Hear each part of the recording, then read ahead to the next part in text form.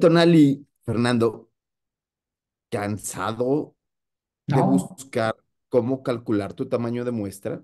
sí. Laura, harta de poner cálculo de tamaño de muestra por conveniencia.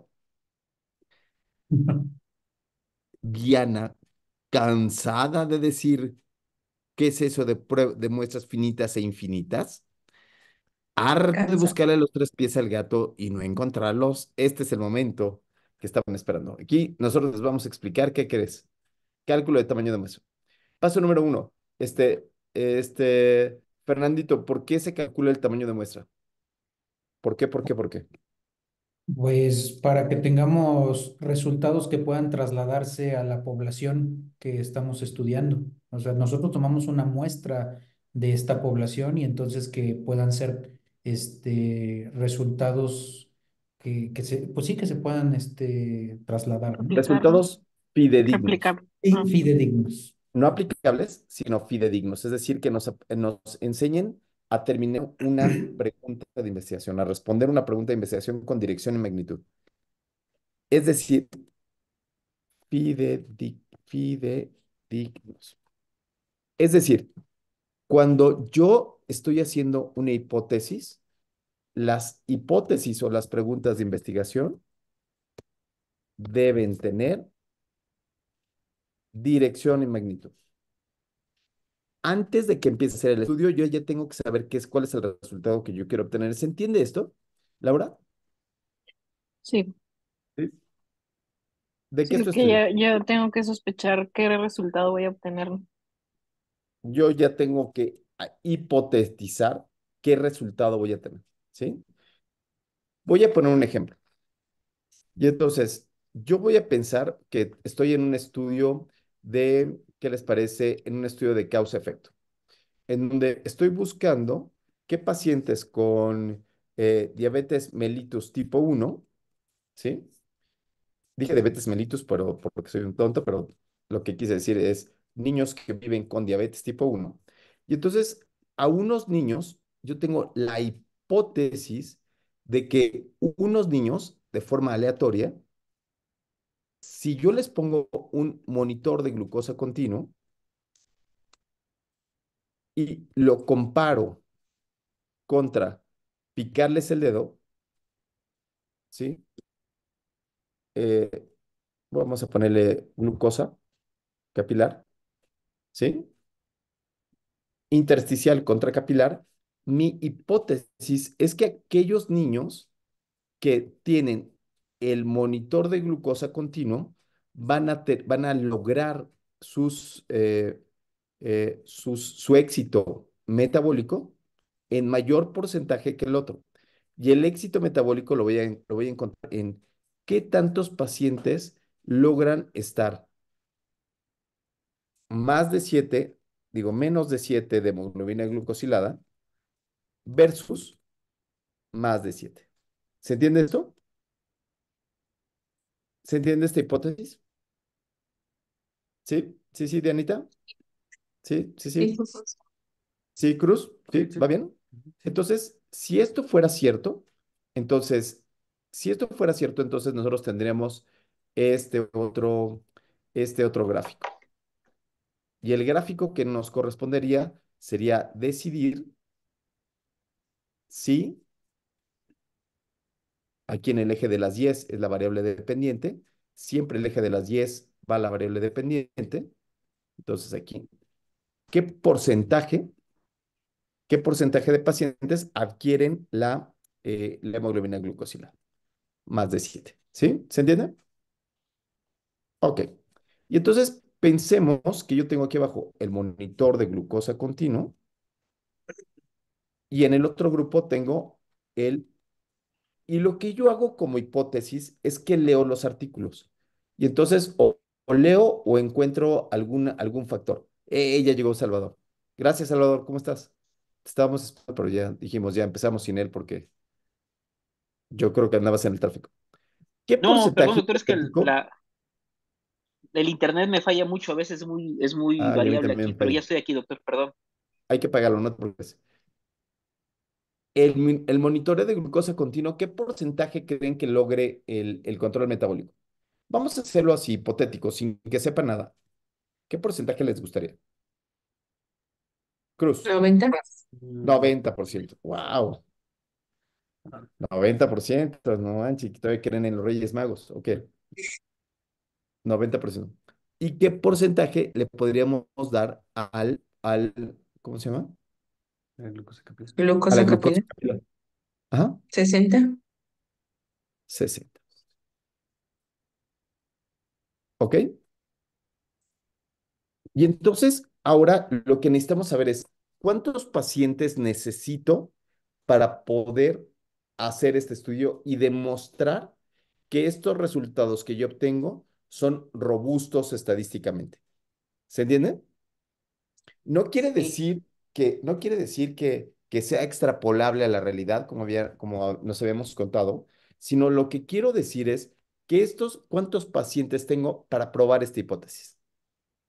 Esto es un punto muy importante porque a veces empezamos de atrás para adelante, ¿no? Cuando empezamos de atrás para adelante decimos, híjole, pues tengo 20 pacientes, ¿para cuánto me alcanza? ¿No? O sea, buenos días, doctor, ¿y cuántos pacientes tienes? Uy, tengo 22, ¿para cuánto me alcanza?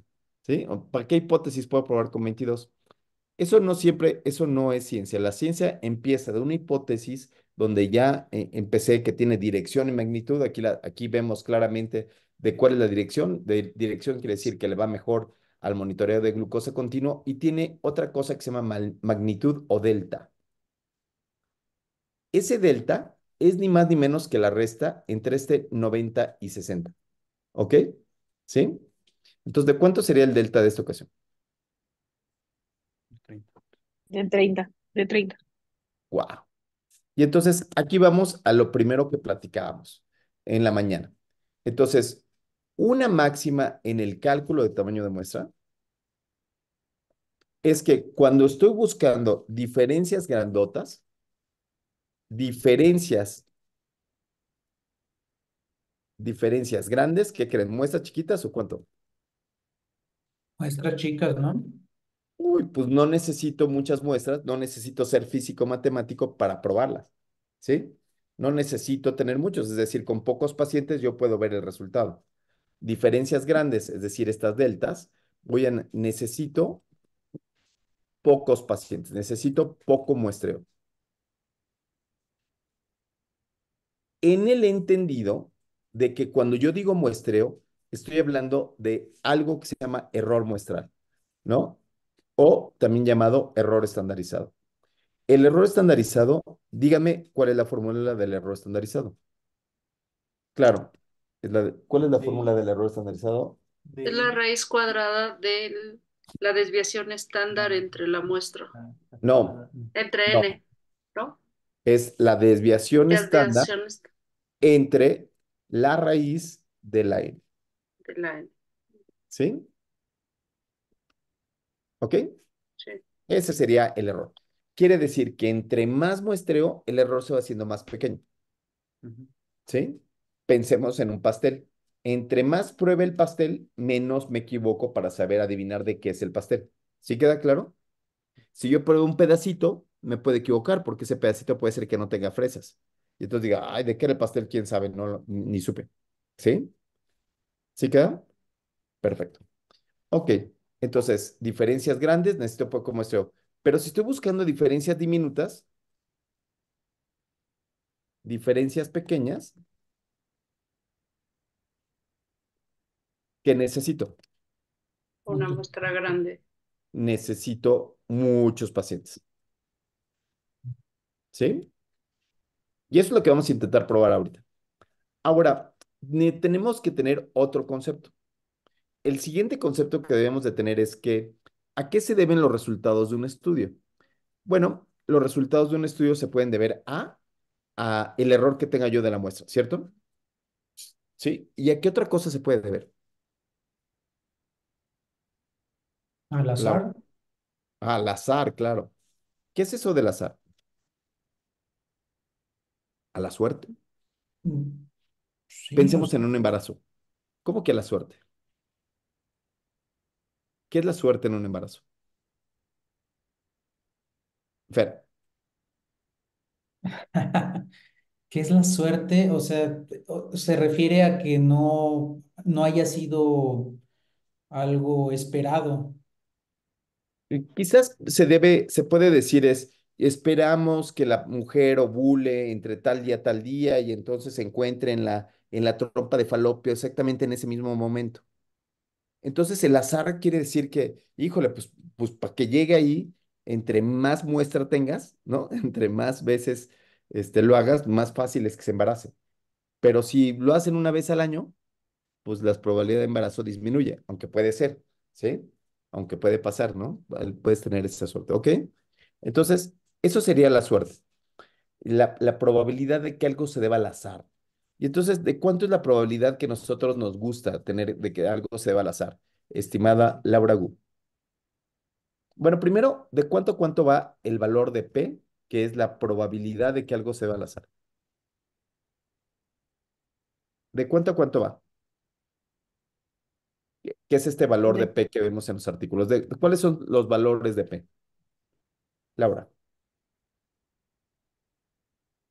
uy, de 0.05. ¿No? Diana, nada, Diana. Salvador, La probabilidad de azar, pues es el 50%, ¿no? no. La probabilidad del azar va del 0 al 1, ¿sí? Y yo lo podría representar como porcentaje de 0% que se deba al azar, ¿sí? Así Hasta es. el 100%, Ante el 100%. ¿no? Entonces, si yo tengo una P de 1, digo, puta, pues todo se debe al azar. Pero si tengo una P que es de Ok. 0.05, digo, pues ¿sabes qué? El azar en este caso me representa el 0.05% de el resultado, ¿ok? ¿Se entiende? ¿Sí? Sí, ¿Sí, Maricel? sí, sí, sí. Perfecto. Ok, y entonces este valor de Z de alfa, nosotros decimos que vale 1.96. Pero ¿de dónde sale ese punto 1.96? ¿Alguien sabe? De las desviaciones estándar. Claro, sale de las desviaciones estándar. Muy bien, a ver, cuéntanos más.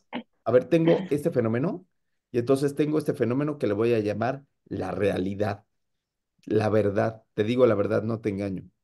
Y entonces este tiene este formato, tiene esta forma de campana de Gauss. ¿Te parece bien? Sí. Ok, tiene esta forma de campana de Gauss, ok, en donde tengo aquí un valor medio, tengo aquí un valor de la media, ¿sí? Ok, y ese es el valor real de la media. Ahora, ¿dónde estaría un Z de alfa de 1.96? ¿O qué sería Sería ese, por, eso que le, primero, ¿qué es un Z? ¿Qué es eso de Z? La Z, salvajemente grupera, ¿es un grupo musical o es Un un estación de puntaje, radio? ¿O qué es la Z? es un puntaje, ¿no? ¿Es un puntaje? Es la probabilidad de que ocurra al azar. Bueno, Z es un valor estandarizado universal del mundo entero. Y entonces Z lo que representa son los valores debajo de esta curva. Un Z de 0 representa la media. No le digo la media, le digo Z de 0. Y si yo les digo en este lenguaje nuevo que estamos intentando usar que algo tiene un Z de -1, ¿qué significa? una desviación Uno a la estándar izquierda. por la media. Detrás de la Bravo, media, pues. bravo, de cualquiera que ésta sea, ¿no? Cualquiera que ésta Sí. sea, de peso, edad, talla, presión arterial, lo que sea, si tiene un Z de -1, entonces ya sabemos que es una presión que está bajita, pero no está mal, ¿no? Pues tiene la presión baja, pero, pero no está nada mal. Y si yo les digo que tiene una presión de -2, ¿qué le estoy diciendo a este paciente? Son menos Dos dos por debajo desviaciones. de la media. Son -2 por debajo de la media y hoy está en la rayita, ¿no? Y te dice, no, sé que yo soy deportista y siempre manejo presiones bajas, ¿ok? ¿Sí? De -2. Ok, ahora pensemos en peso. Si alguien tiene un peso de +1, ¿qué le dirían? ¿Cómo está? ¿Qué diagnóstico le darían? ¿Cómo está este paciente? Tiene un Pues peso de no más tan 1. Goldie. Pues depende de lo que queramos analizar, pero pues teóricamente o hipotéticamente estaría en sobrepeso, pues, que está Ok, por una más desviación por 1 le encima de la dirías, media. ay, Es está gordi una bueno, ¿no? desviación. Sí, está gordi bueno. ¿Estás obeso? No, no, no, no. ¿Está obesa la chava? No, no, no, nada más tiene su formita, ¿no? ¿Se entiende, Laura? Sí, o sea, nada, no, no, no, ni te preocupes. Pero si ya tuviera un más 2, ¿qué le diría? Pues que sí, ya tiene obesidad. Ya le dirías, híjole, ya no le eches más fruta a la piñata, ¿no? ¿Sí se entiende? ¿Sí? ¿Y Sí. sí se ven? Sí, ¿O qué le dirías tú? estoy hablando que, por ejemplo, estas interpretaciones que son, es más una desviación estándar arriba de la media, más dos desviaciones estándar arriba de la media. Esto es lo que estamos hablando, ¿no? Eso es lo que significa Z, Sí, cualquier valor estandarizado. sí, sí, Hemoglobina, peso, talla, índice de masa corporal, en lo que tú quieras, lo sí, estandarizamos así, ¿sí? Y sí. entonces, por ejemplo, si yo te digo que tengo una paciente que tiene más 3 desviaciones estándar de índice de masa corporal, entonces, ¿qué es lo que tú entiendes? O sea, tenemos una obesidad mórbida, porque Y los solamente, mortales, entonces se lo mandarías al doctor Nausaradan, ¿no? Entonces, sí, uy, sí, ya tienes kilos mortales, ¿se entiende? sí, ¿Sí? ¿Ok? Y si tuviéramos una hemoglobina así, bueno, pues hemoglobina diríamos que tiene poliglobulia. Y si tuviera hipertensión, sería hipertenso de Descontrolado. urgencia hipertensiva. Hasta aquí vamos bien, ¿sí? Sí. sí, Entonces, entonces, lo que yo quiero saber está dentro de estas 2 desviaciones estándar, no en esta 3, porque esas 3 ya es un grado extremo. Y entonces, lo que decimos es que yo quiero que las cosas no se deban al azar con un zeta de alfa de 1,96. Es decir, ¿ya vieron hasta dónde se queda? Hasta sí, antes del 1. ¿Ya vieron? ¿Sí? sí. Del 2. Aquí se queda 1,96. Esto sería suponiendo que los datos tienen una distribución normal, ¿verdad? Me acaba de dar un infarto agudo al miocardio. Rápidamente, rápidamente, traigamos al señor. O bueno, estamos diciendo, al hablar de esto tenemos que hablar forzosamente en que la distribución de los datos son normales, pues vaya. No, Gauss. Te hace falta ver mucho más box. Este señor, ¿sabes quién es? Sí, ese es el Gauss, el que hizo la campana de Gauss. Ay, como si fuera tu carnal. Gauss. Bueno, el otro. Sí, mi carnal, ¿cómo se dice? Gauss, sí, sí, sí. Él, para ti, de hoy en adelante, discúlpame, se va a llamar, para ti se va a llamar Carl Friedrich Gauss. Y le vas a rendir Don Carl Friedrich pleitesía Gauss. porque es el mago de las matemáticas. Él descubrió que todas las cosas tienen este tipo de distribución. Esta, la Gaussiana. Ok. Si no tienes ese tipo de distribución terrestre, son de otro planeta, como la F, la Z, la Z no, la Z es normal, como otras distribuciones, ¿sí? Pero todas las probabilidades tienen esta característica. Lo que puede suceder es que tú no obtengas una muestra suficiente para que tu distribución sea normal. ¿Me explico? Puede ser que tu muestreo no haya sido aleatorio lo suficiente y que esté sesgado y no tenga estas características. Pero lo que estamos hablando es que en el supuesto todo tiene estas características, ¿sí? Por eso, Y el por eso lo azar, refiere como que es en la naturaleza se encuentra todo así. así es, exactamente. Ok. En la naturaleza se comporta así, el azar se comporta así, ¿sí?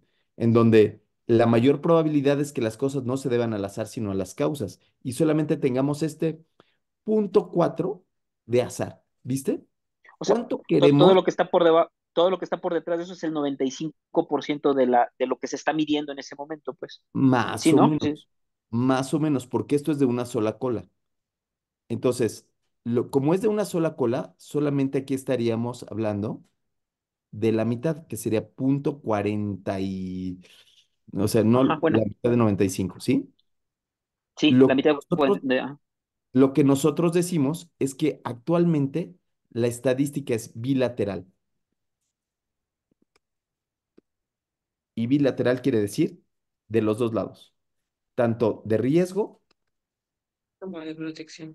claro, yo quiero que un medicamento sea de protección, pero que no me haga daño.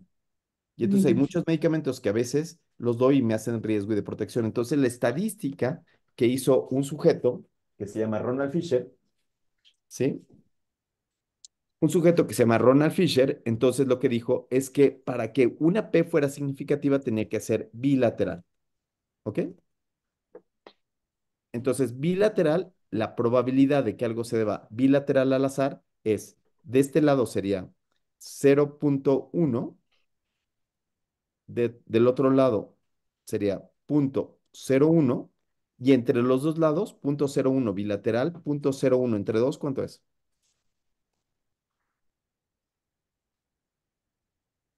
¿Cuántos 0,1 entre dos? No manchen. Punto cero cero cinco. Punto cero Claro, cinco. sí. Ese es el valor que estadísticamente decimos que es estadísticamente significativo. Un valor de 0,05. Y eso lo dijo este señor de aquí, que se llama para ti. A este sí le puedes decir el Fisher. Es el Fisher. Qué barbaridad. Qué barbaridad. Ya no hay respeto para los próceres de la. ¿No? No, Fisher. No. ¿Qué ole, mi Fisher? ¿Qué pasó? ¿Qué traes? Sácate las chelas. Ese es el Gaucho. ¿Cómo ves, Fer? Estos igualadotes. Ay, qué barbaridad. Ok. Entonces, toda la estadística que tenemos es bilateral. ¿Sí? Perfecto. Hasta aquí vamos bien. ¿Ok? Sí. Y entonces, si quisiéramos probar esta hipótesis, lo que tenemos es que tenemos que utilizar una fórmula.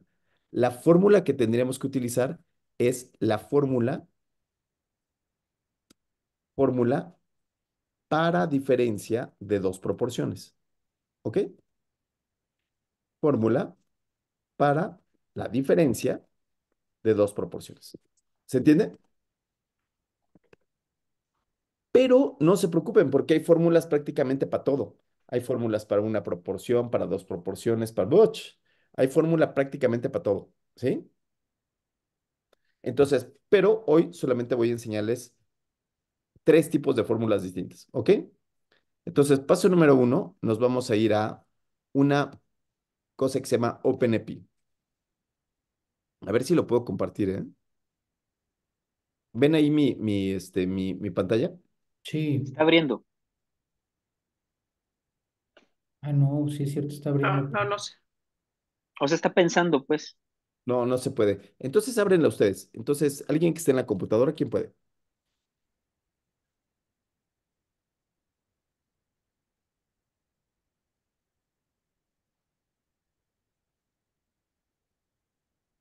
Bien. Entonces, vamos aquí a OpenEpi. Perfecto. Estamos muy bien ahí.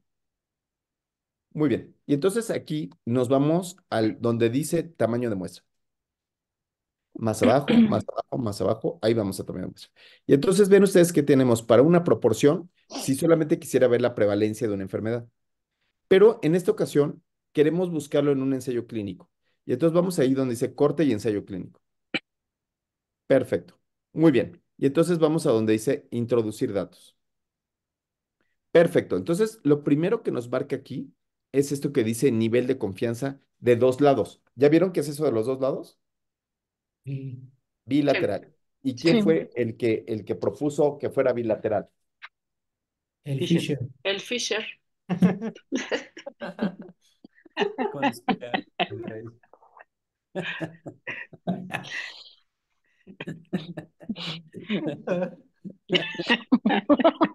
Sir Ronald Elmer Fisher para ustedes. Ok. Entonces, el Fisher no propone eso. Y después viene una parte que no sé quién la propuso, que es el valor de veto poder. ¿Qué es lo que está dentro de todo eso? Eso lo vamos a dejar en 80 y ahorita no lo vamos a discutir. ¿Ok? Y después decimos, bueno, ¿qué tantos niños tenemos, por ejemplo, en estos grupos? ¿Qué tantos niños hay con sensor y sensados con glucosa? Y entonces digo, ¿sabes qué? Que en mi población tengo poquitos niños con sensor. Casi es un 2 a 1. ¿sí? Casi la mayoría se miden con glucómetro. Entonces aquí le voy a poner razón de no expuestos, le voy a poner un 2. Esto quiere decir que voy a tener más con sensores, digo, más con glucosa capilar que con sensores, ¿sí? Como tal, ¿ok? Perfecto. Y después me dice cuál es el porcentaje de los pacientes que no tienen que están con la glucosa capilar. ¿Cuánto habíamos dicho? ¿Se acuerdan? ¿Laura? Que detectaba la glucosa era el 60. 60. Que mejoraban con glucosa eran 60, ¿ok? Ah, sí, que mejoraban con el control de capilar. 60, y viene ahí que va de 0 a 99.9, es decir, es en porcentaje. Es decir, el 60% mejoran, ¿ok? ¿Sí? Y después de eso dice odds radio. Odds radio es la probabilidad de que esto suceda, ¿no? Que es la razón de momios, ¿no? Entonces, estas probabilidades. Entonces ahí lo dejan, ¿ok? Después viene porcentajes de no expuestos positivos. ¿Cuántos habíamos dicho? 90, ¿no? El 90, 90, ¿no? ¿sí? ¿Ok? ¿Listo? Pon un clic abajo, no le pongas calcular. Ya vieron, ok. Entonces aquí te calcula una razón de momios de 6 o un riesgo relativo de 1.5, ¿sí? Una diferencia real de una con el otro, ¿de cuánto? Pues de 30%. ¿Se ve? ¿Se entiende aquí? Entonces, esta primera propuesta, esta primera propuesta es la de Ronald Fisher, que es el valor bilateral de P, ¿no? Esta propuesta es la del poder, que yo no sé quién la hizo. Esta propuesta es en mi población, mi población, ¿cómo se distribuye esto? O si es un ensayo clínico aleatorizado, si lo voy a hacer 2 a 1 o 1 a 1, grupos pareados o grupos no pareados, ¿ok? Y después tengo el porcentaje de no expuestos positivos, que lo saco de dónde, estimada Diana. ¿De dónde saco este valor? De la literatura. Claro. De De la algo previo, ¿no? Ujú. Entonces ya encontré un estudio previo y entonces en el estudio de Cruz, ¿no? Cruz et al. Hizo un estudio de prevalencia y encontró que el 60% mejor. ¿Sí? ¿Sí? Y después tengo este otro valor, este OR de 6. ¿Qué onda? ¿De dónde salió? Este OR es el cálculo de 60 entre 90. ¿Sí? Si ustedes sacan el riesgo relativo de 60 entre 90, les va a dar 1.5. ¿Ok? Entonces, ¿cuál es la fórmula del riesgo relativo? Pues la fórmula del riesgo relativo es muy sencillo, ¿no? Es Sería punto AD, 6, entre CD. Ajá. punto 6 entre punto 9 es igual a 0.66, perdón, lo hice al revés, es punto 9 entre punto 6 es igual a 1.5, ¿sí? ¿Correcto? Que esa es la fórmula del riesgo relativo. Entonces, esto es calculado por el software, ¿sí? Esto ya me lo calculó y lo que me dice es que hay un incremento relativo en los pacientes que tienen el sensor de un 50%. Y después viene este otro de aquí, que me dice un 30%. ¿Qué es este 30%? La diferencia entre 90 y 60. ¿Y eso cómo se llama? Dijimos Delta. que Claro, era el delta, ajá, dijimos que es el delta, pero también dijimos que es o la magnitud. la magnitud o la reducción absoluta del riesgo que estoy buscando. ¿Sí? Perfecto. Ya me quedó como yo soñé, como yo lo puse, como yo hice el artículo. ¿Sí? Como yo lo diseñé, estado basal, maniobra y desenlace, ya tengo qué es lo que voy a buscar. Esta parte es muy importante, porque si yo digo, esto es lo que a mí me satisface para la toma de decisión, entonces sigo adelante. Hay muchas veces que uno le puede mover aquí los datos, ¿no?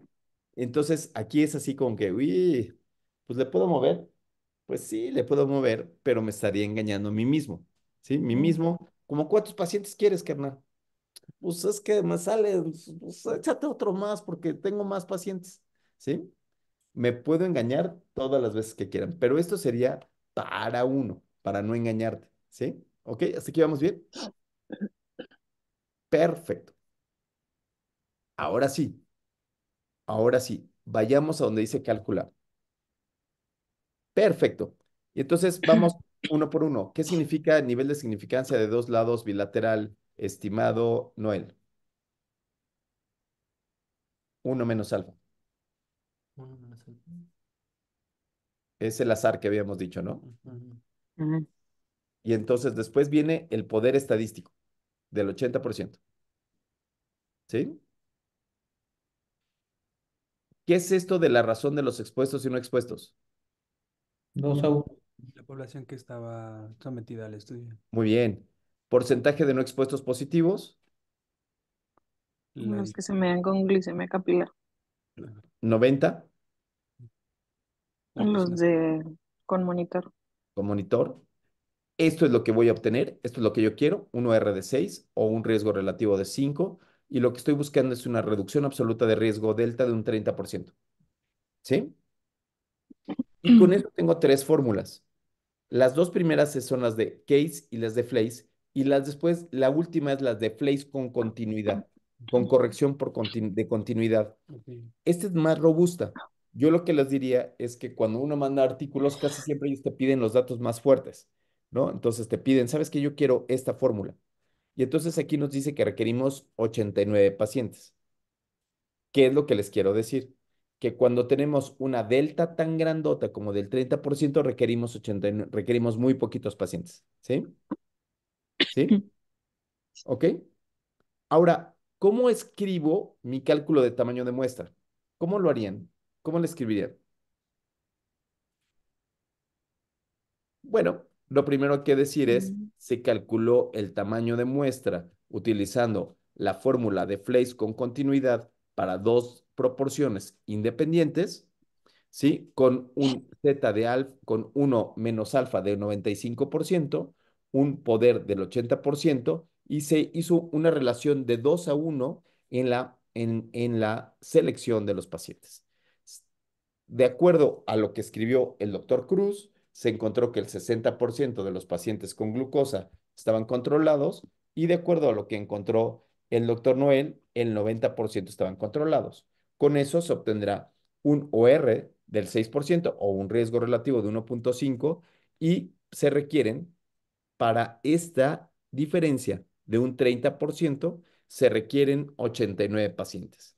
30 en el Mm. grupo de expuestos y 59 en el grupo de no expuestos.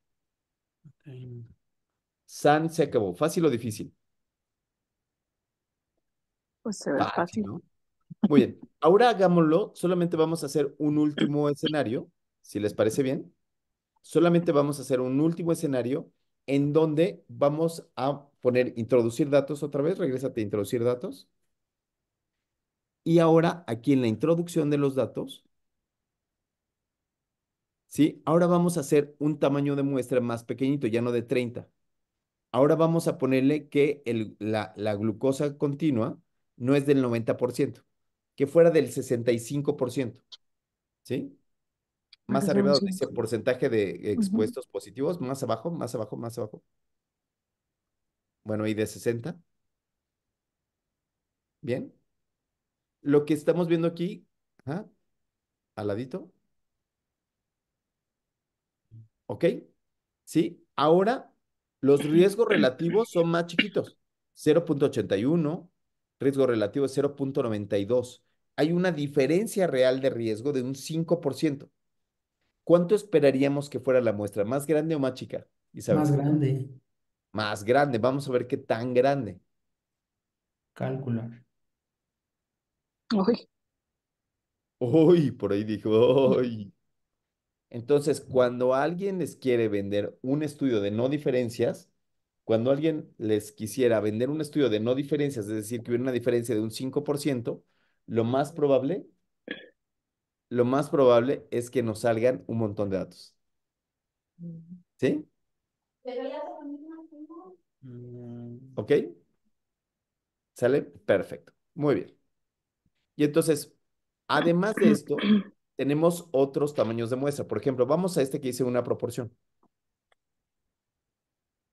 Esto se utiliza cuando estoy haciendo estudios descriptivos y solo quiero meter una proporción, solo quiero buscar la prevalencia de una enfermedad. O también se hace para estudios de proceso, por ejemplo, de prueba diagnóstica. Y entonces la proporción que busco es la sensibilidad. Entonces vamos a ponerle ahí introducir datos, si te parece bien. ¿Ok? Aquí viene una parte importante, dice tamaño de muestras finitas o infinitas. Se utiliza tamaño de muestras finitas cuando es un fenómeno que ya pasó y ya no va a volver a pasar jamás. Ejemplo, como si comiéramos un pastel y nos intoxicáramos, ya nunca más va a pasar eso porque ya nos acabamos el pastel. ¿Sí? Ujú. ¿Sí, sí? O Chernobyl, no va a ocurrir nunca más en la vida. ¿Ok? ¿Sí? Pero si sigue ocurriendo como casos de cáncer, entonces ahí ponemos tamaño de población. Si es grande, déjala en 1 millón. Ahí le dejas en 1 millón. Eso no lo tocas. Y después nos viene, ¿cuál es la frecuencia o la prevalencia que estás buscando? Pensemos que sea diabetes mellitus en una población, o pensemos que sería pie diabético en una población de diabéticos, de personas que viven con diabetes. ¿De cuánto es la proporción, la frecuencia esperada de que a una persona que tiene diabetes le dé pie diabético? 3 de cada 10 3 de diabéticos. cada 10, 30%. 30%. Ujú. ¿Sí? Entonces le ponemos 30%. Después viene límite de confianza, más menos. Esto quiere decir que puede haber controversias en la literatura. Es decir, puede ser que vaya desde un 25% hasta un 35%. ¿Se entiende? Ese es más menos 5. ¿Hasta aquí va bien? ¿Sí? ¿Sí, sí? ¿Fer? ¿Sí, Salvador? Sí, ¿Sí? Y entonces aquí, para efecto de diseño del estudio quiere decir que yo puedo ir a una sola unidad en Teciutlán o puede ser que muestre en muchos lados. Entonces, ¿qué quieren hacer? Bueno, vamos a hacerlo solamente en mi hospital. Le dejamos ahí en uno y calculamos. Si se dieron cuenta, en este caso no calculamos este valor de P, esta Z de alfa que de Ronald Fisher, ¿cierto? ¿Sí? Entonces nosotros lo tenemos que calcular y ahí dice, mira, si yo quiero un intervalo de confianza del 95%, ¿cuántos pacientes requiero? 323. 323. Tengo que muestrear a 323 pacientes con diabetes y a Ujú. cada uno de los 323 le voy a ver las patitas. Y entonces ahí, después de encontrar 323 pacientes, ¿sí? Voy a encontrar ese porcentaje de pie diabético.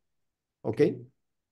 Por supuesto que si quiero tener un intervalo de confianza más chiquito, ¿no? Es decir, del 99% que va a pasar, se Es eleva más el grande la Se muestra. eleva.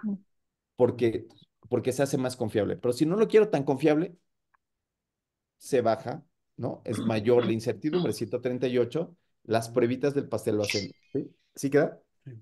Ujú. Buenísimo. Y entonces, y después de eso también puedo hacer uno que es de diferencia de medias. Ahora nos vamos a diferencia de medias y nos pide algo parecido, introducir datos. Lo que nos pide es intervalo de confianza del 95, nos da un poder estadístico de un 80, ¿sí? ¿Sí? ¿Hasta aquí vamos bien? El grupo de tamaños, pero ahora lo que nos pide es la media del grupo, del resultado del grupo y la media del grupo contrario. Yo lo que les quiero decir es que cuando estamos en estas diferencias de medias, los tamaños de muestra son más chiquitos, ¿sí? Mira, dale calcular, así con esta diferencia que tenemos, que es de 2, casi de 2 milímetros de mercurio, dale calcular, y lo que se muestra son diferencias más chiquitas, o sea, tamaños de muestra más pequeñitos, ¿ok? ¿Sí? Si quieren, listo. Preguntas hasta aquí. Si quieres, dejamos de poner. ¿Preguntas? Por ejemplo, en el segundo, ¿hay algo donde nosotros podamos decir si yo elijo el intervalo de confianza, si no va a ser el 95? Sí, tú podrías argumentar por qué quieres un intervalo de confianza del 80, ¿no? Por ejemplo, tú puedes argumentar y decir, ¿sabes qué? Yo quiero hacer un estudio exploratorio donde se conoce muy poco. Y entonces quiero ser muy amplio, buscar cosas muy amplias y tener una hipótesis muy amplia como un estudio piloto donde voy a buscar un poder del 80%. Sé que me voy a equivocar mucho, pero voy a acabar rápido, ¿sí? Porque es una enfermedad rara o algo así, ¿ok? O Yo emergente, lo me puedo imagino. argumentar. Yo lo puedo argumentar, ¿sí? Vientos. ¿Qué otra En pregunta? el de diferencia de medias, las medias que vamos a sacar son de literatura también. Todo viene de la literatura. Ok. Prácticamente, recuerden que después de Adán y Eva, ya ningún pecado es original, ¿sí? Buenísimo. Perfecto. ¿Sí? Vamos a ver qué fue lo que vamos a ver ahora. Vamos a intentar hacer un resumen y qué fue lo que aprendimos el día de hoy. Ok. ¿Qué aprendiste el día de hoy, estimado Cruz? Mm, En resumen, ¿cuál sería tu primera cuestión de resumen? Que la parte de la cálcula de la muestra es una circunstancia de obtener resultados fidedignos, ¿no? Ok. Que los resultados me demuestren, pueda contestar mi pregunta. Fidedignos. Muy bien. Si después se pueden reproducir, yo no lo sé, ya depende de otros. Sí. Bien. ¿Tú qué aprendiste, estimada Isabel? Hoy estuviste muy calladita. Estuve concentrada tratando de entender. Bueno, en realidad es que para hacer estos resultados fidedignos, normalmente el hacer el cálculo de la muestra, pues lleva una dirección y una magnitud, ¿no? Nuestra hipótesis, ¿no? O sea, para que nosotros podamos hacer estas pruebas. Requiere una dirección y magnitud. Así es. Y la diferencia entre la magnitud es la delta. Es decir, lo que estamos diciendo es que yo de antemano, antes de empezar a hacer el estudio, ya sé lo que va a pasar. Sí, Lo que hace el conocimiento científico es que yo tengo esta hipótesis y lo que hago es experimento para ver si esto que yo estoy pensando sale. Es decir, no, ¿cómo se llama? No lo hacemos porque se nos ocurrió.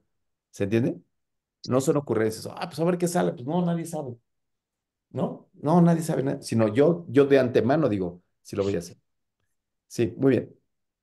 Chava, ¿tú qué dices? Este, yo aprendí que, perdón, yo aprendí que, pues, hay que hablarle con respeto a Gauss.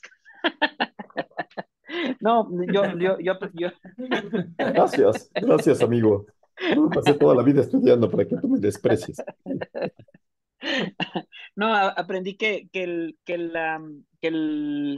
el- los elementos que estamos, los datos que estamos viendo tienen que ser siempre, tienen que ser siempre, o van a partir a partir de una prueba para poder nosotros determinar cómo se encuentran o lo que estamos estudiando es lo que verdaderamente estamos, es lo que podemos tomarlo como algo significativo, pues vaya, o en la aplicación.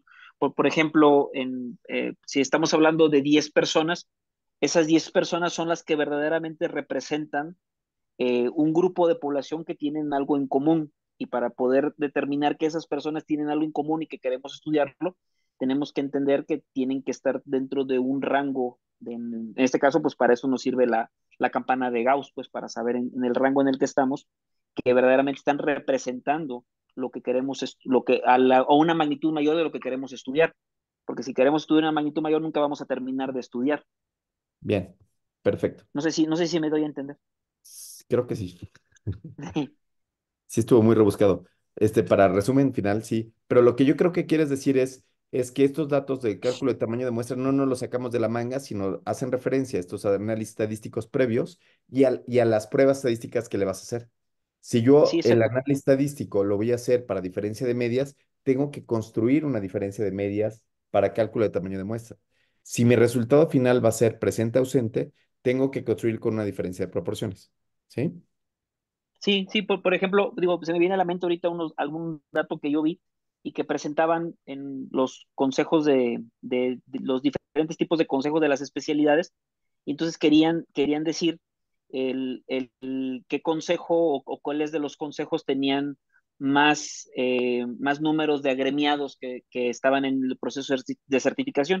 Y entonces comparaban, por ejemplo, el consejo de cirugía, que son muchísimos cirujanos, y lo comparaban contra el consejo no sé, de medicina crítica, y que son mucho menos los agremiados, pero decían que porque tenían mayor porcentaje los médicos de cirugía que tenían certificación contra los médicos de medicina crítica que tenían menos número de certificados, de médicos certificados, pues tenía una mayor proporción de certificados los médicos de cirugía y que pues cumplían con el proceso de certificación, cuando en realidad son diferentes poblaciones y no puedes decir que son poblaciones iguales porque son diferentes números de agremiados que pertenecen a un consejo. Para esto tienes que ocupar, por ejemplo, las diferencias de medias para que tú sepas de que en que cada certificante, de cada población tiene un número que es proporcional a lo que verdaderamente está representando. Y entonces ahí sí los puedes comparar y puedes tú decir quién cumple más o quién cumple menos. No sé si Ok.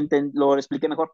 Sí, sí, sí, mucho mejor. Entonces no quiere decir que todos estos médicos se puedan contrastar con lo mismo, sino que tendrías que decir, Exacto. cuántos médicos están certificados en el grupo de cirujanos y tienes otra población que es completamente distinta, como por ejemplo estos que son más cuadrados, ¿sí? Que son distintos, no es la misma población. Y habría que hacer lo mismo, ¿no? Bien. Sí, eso es. Ok. Bueno, entonces hasta aquí le dejamos. Hay muchas fórmulas, pero yo creo que este es un buen inicio, ¿no? Es una buena manera de iniciar. Y entonces, no seas mala onda, para la próxima vez revisamos, ya tendríamos que tener los antecedentes, objetivos, justificación, cálculo de tamaño de muestra, ¿sí? Y análisis estadístico, porque el tamaño de muestra va de la mano con el análisis estadístico. Los dejo porque ya lo está esperando la doctora Karina Feria, ¿no? Y, y, ¿sí? Y nos vemos para la próxima clase. Nos vemos. Bye bye. Bye. Hasta Bye. luego, doctor.